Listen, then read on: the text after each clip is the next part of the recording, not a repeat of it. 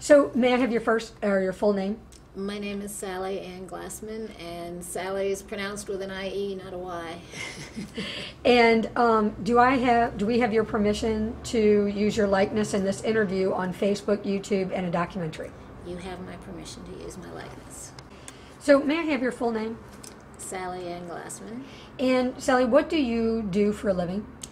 I'm a mambo, which means that I'm a high priestess in the Vodou religion. And in addition to that, or within that title, I own a shop called the Island of Salvation Botanica, and I'm a painter and a writer, and I have put together with others the New Orleans Healing Center. And we're sitting in your shop inside of the Healing Center today. Yes, we are. Can you tell me how did you come up, if it was you, with the idea of the Healing Center to help this community, and what's its mission? Mm-hmm. Right after Katrina, just a group of concerned citizens came together, and we wanted to find a grassroots New Orleanians way of contributing to the rebuilding of the city. And we came up with 3 projects. One was to create a series of cultural videos about why New Orleans mattered and why it was essential to rebuild. Because at the time there was a dialogue in the country that it was not worth rebuilding the city. Then we put together a committee to advise the city council on a sustainable energy policy. And we did that. And what is that? Can you tell me a little bit more about that? It's way too complex for me to Okay. try to filter my way through. And honestly, my husband was took the lead on that, put that all together, and we just supported it and made sure that it happened. There were about 150 different entities, organizations, and businesses that were on that committee, and he led the charge. I'm very proud of him for that. And more importantly, City Council listened. So that helped us going forward. And then the third project was the New Orleans Healing Center. And I had always wanted to build a healing center. I had a smaller version in mind. I thought about having yoga, which I've done yoga all my life and love it and know how healing it is. I wanted to have shamans and healers from around the world to be able to come and speak to people and share their wisdom and techniques with everybody. And I wanted there to be a cultural component, so there would be a gallery with art and you know, New Orleans has some really incredibly unique traditions and culture bearers and keepers of wisdom, and wanted them to have a forum and a way to reach out and reach a larger audience, and for all of us to benefit from their knowledge and their ways of healing. And I wanted there to be alternative and complementary healers here. And bear in mind, after Katrina, there weren't a whole lot of medical resources or psychological resources, and there were really damaged people, a lot of illness, toxicity, a lot of post-traumatic stress that continues to this day, a lot of children affected by PTSD, and there were just no resources. There was no place to go.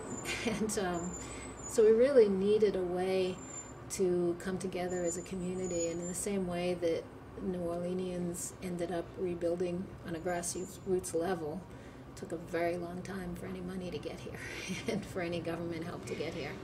So people just had to rebuild on their own, and I think the same is true of our health, that I personally feel that the standard health industry has gotten far afield of anything that really helps people heal.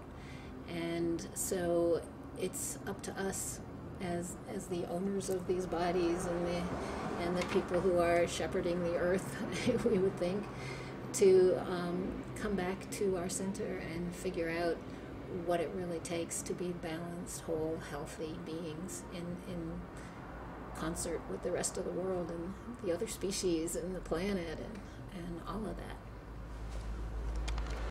How do you feel the Healing Center is doing in benefiting the community? Do you have any any anecdotal evidence, or how do you feel like things are going from your projects?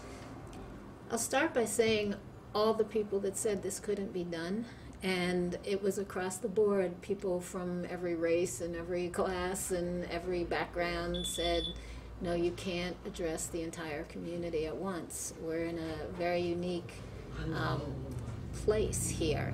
We specifically chose to build the Healing Center not in a financially healthy place, and we didn't want to build a spa. We didn't want to have a resort for people, and we didn't want to be in some beatific country area where people would go for the weekend and have all kinds of epiphanies and come back and forget all of that.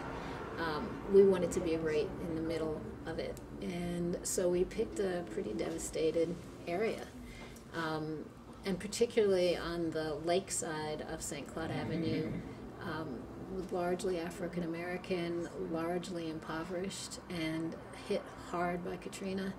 A lot of damage there still to this day. We're going on 11 years now. A lot of blight. On the riverside of St. Claude Avenue, which we're located on, was more economically mixed and more racially mixed. It was a little better off, lower to middle class, I guess you could say. But we didn't want this street to be the dividing line. We wanted it to be the central unifying line that would open up doors. It also opens the door to the lower 9th Ward, or in the upper 9th Ward here. And we wanted to be able to address everybody, and for our definition of community to include absolutely everybody, and to bring together polarized communities. And we wanted to jumpstart and revitalize the economy of this area. And now, 10, 11 years later, it's unbelievable what has happened. I look around the street, it's almost unrecognizable. There are businesses, and healthy businesses, and businesses really that represent people's hope, and that this is an area that matters, and our culture and traditions matter, and our community matters. And I sit and watch people coming through the door, and they're every race and every economic level and every background, people from other countries. Some are tourists, most are people that live here and are using the Healing Center, and I have no idea who they are or what they're doing here, but they do. They feel a sense of ownership. Everybody told me that we could not get African Americans from the lakeside of St. Claude to come into this center, and on our grand opening, we were out in the middle of the street talking about the building that we chose to build in, and I sat there watching people pouring in from across the street. I just couldn't believe it. I still get teary-eyed over it. It was the community responded, and they still do. Hang on 1 second. So you had talked about, right after Katrina, that you had talked to the city council about doing ceremonies in different neighborhoods. And can you talk a little bit about what you did and how you feel like it may have helped? So right after Katrina, we, at my community, and I have a voodoo society called La Source Ancienne un Feu, the ancient spring is what it actually means. And we could see that each of the neighborhoods that had survived it all had very different needs and different kinds of calamities after Katrina. And, universally, the big calamity was that you lost your community. And it was an extraordinarily spiritual state to be in, I believe, that if you look at the history of Vodou, people coming out of slavery and people being taken from their homes and everything that they knew, and taken from their communities and their position in that community and their families, and just thrown together in the hulls of these horrific ships and taken God knows where. And I think for the 500,000 people that lived in New Orleans, there was some similar experience, that everyone was taken out of their homes and their communities and their place in life and what they were used to, and they were thrown out into the world and had to just fall back into the arms of spirit to survive, to make it. Of course, we weren't going into slavery, but there was a similar psychological and spiritual state. And it required that everybody be very alive. You know, you're right there in your life when something like that's happening. But there were extraordinary problems and tremendous losses. So we wanted to do ceremony in public in each of these communities to address whatever that community identified as their greatest need. So in some of those communities, the big issue was crime. And so we would do crime prevention ceremonies and call up a big kick-ass urban loa, urban spirit, to help us clean up that community. Some were just so blighted and devastated that they needed their luck to change. They needed to have abundance. They needed to have some kind of sense of purity and cleanliness. And we would call up Dambara, who's a serpent spirit. He's a sort of fatherly, wise, pure, sage spirit, and likes everything nice and clean, and likes clarity and purity. So we would address each need. And before we did it, you know, it's fortunate that in New Orleans, a voodoo priestess like myself can go out in the middle of the street and do a ceremony and not get arrested for it, and instead have the police kind of cooperate and clear the streets for us so we don't get run over by cars, that kind of thing. But I thought it would probably be a good idea, since the city was still overrun with Army and National Guard and state troopers, that it might be wise to get the city council on my side and have something that seemed like an authority approving of this. And so I did. I went to city council, and at the time Oliver Thomas was our president of our council, and I didn't know him at the time, and just asked him if he would condone, write a letter, say something in support of what we were doing, and he immediately wrote a lovely letter that I carried with me for that entire year, because we did these ceremonies for a year, just saying that the city council absolutely supported any spiritual activity of this sort that helped the well-being of the city, helped move it forward. I was always just so grateful to him for that. Do you feel like, how were you received when you did them? You know, I get a mixed reception. It's funny, my greatest critics are American voodoo practitioners, and ironically enough, I have to wait for that to stop because I don't know how to silence it.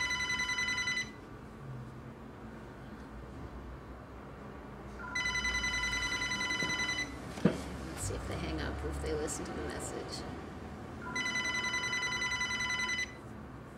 It's more rings than it usually does. So I can turn that down. So ironically, my greatest critics happen to be white American voodoo practitioners, and they take great offense to me, and because I do things a little differently. I acknowledge I'm not Haitian, and this isn't Haiti, and especially when I'm doing ceremony in public, nobody there has any experience of voodoo, and they need to be brought in, they need to be engaged in the ceremony in some way. So I added a few elements. A lot of customers that would just call. You can just let it ring. I mean, it doesn't. You can talk through it? Yeah. Okay. So, so people needed to be engaged. I feel that if you're going to do public ceremony, you have to have a way to allow each person there to have a personal experience as well as being part of this greater community. And especially people that aren't practiced in spiritual arts. You know, you got somebody who's an accountant that has never meditated, never walked out across these really bizarre spiritual waters and been able to see into the invisible. And you want to engage that person, and you want to make sure that especially their first experience of voodoo, for instance, which has a terrible reputation and terrible PR, and we've all got these images stuck in our minds of this evil practice and depravity, and you want their first experience to be something that they recognize as a blessing, and something that's soothing, and something that's healing, especially. And when I say to people that Vodou is all about healing, they're not going to believe me until they have that experience, because they're still seeing pins and voodoo dolls and people biting off the heads of chickens or whatever they've seen, and whatever movies they've watched, and whatever language they've listened to. So it's very important to me that this be a personal, real experience. And Vodou is all about experience. It's not so much about a theory of something. It's what are you actually experiencing and being present in your life, and maybe seeing and experiencing beyond the normal barriers that we have up. So I do little things like I pour water in people's hands. I go around the circle and have everybody experience a water blessing and just connect with how miraculous water is and how important it is. And it's not a verbal thing, it's something that they're experiencing with their own flesh.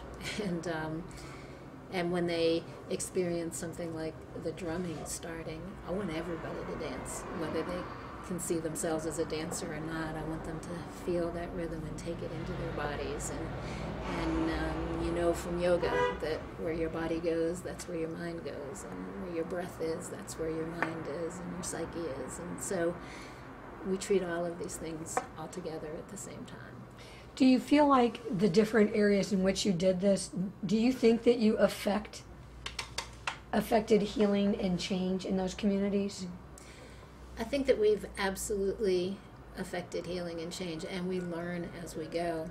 It's not perfect, and it's not a perfect science. And one of the things we learned from Katrina is that, for instance, when we do public hurricane ceremonies, it's not enough to ask for the winds to die down or to maybe deflect to a less vulnerable place, but we also have to ask for levee protection, and we have to ask that we be protected from human error and human negligence, and we've learned that now. We didn't know that before.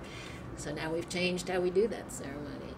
But I absolutely think that the practice of public ceremony, just the act of people coming together to give to one another as a whole, the idea of service is something that our country is desperate for. And it's so healing for individuals to help one another. I could say that I know absolutely and for sure that bottom line, at least I've been healed by that process. It makes me feel better at the end of the day. It makes me feel that I understand why I bothered to incarn and why I'm taking up room on the planet and why I'm breathing the air. It answers those questions for me. And I know that it does for many, many other people that are there. So how do you feel about the fact that you had those kind of results? So I found that I'm sorry, I lost track of where you wanted me to go back to. The local police. You wanted me to go back to all of that, okay. So after the ceremony, the local police, of course, took credit for the incredible drop in crime and said it was due to great police work, and we all knew it was the incredible power of Vodou and also the incredible power of community coming together and saying that's enough. We know what's going on and we're going to stand together. And it was covered by the World News Tonight with Peter Jennings. It was the front page of the New York Times. It was in the Smithsonian Magazine, Wall Street Journal. I'm the only person I know that was in Smithsonian Magazine and the National Enquirer at the same time. It was everywhere. This thing went wild. And for the neighbors living in this completely forgotten, neglected neighborhood, this was an amazing thing. And I can remember walking down the street and kids and people on my block calling me Princess, thinking Priestess, but it came out Princess, but it was really sweet. And after Katrina, when we did our hurricane ceremonies, the water came to exactly my block and lasted there for 4 hours and then backed up a block. I'm in the first block off of St. Cloud Avenue. And it backed off that block, and it stayed a block away for weeks and weeks and weeks, devastated everything on the other side. The side where my temple is, where my home is, where my shop was, completely pristine. Nothing happened. And so after that, neighbors were all coming out and saying, thank you, thank you, thank you, you know. And I do believe that there are higher powers that help us out. It's a matter of getting aligned with them and knowing that we matter to spirit just as much as spirit matters to us. I think people are often really afraid to ask for help. I actually have very quantifiable proof that these ceremonies are effective. We did a ceremony to fight crime in my neighborhood. I live in Bywater, and it was at a time when Bywater had the highest crime rate in the country, and it had it for 3 years in a row, the highest violent crime rate, murder and rape and terrible stuff. And we did a ceremony in the middle of the street to fight crime, and we called on a spirit called Ogu, who's the big warrior spirit and Iron Forge master and leader, and we kind of gave it up to him. And at the time, the entire vice squad in my neighborhood was on suspension because they had attacked a young girl. It's a long story, but we had no place else to go for help with this. And so the community came out, about 150 people on a Wednesday night showed up, all dressed in white, and it was New Orleans, so they had their martinis with them for courage. And we did this ceremony out in the middle of the street, and crime dropped 65%. And now you will see that the Bywater is this trendy neighborhood with very low crime. It's never gone back up again. And it's a lovely, desirable neighborhood.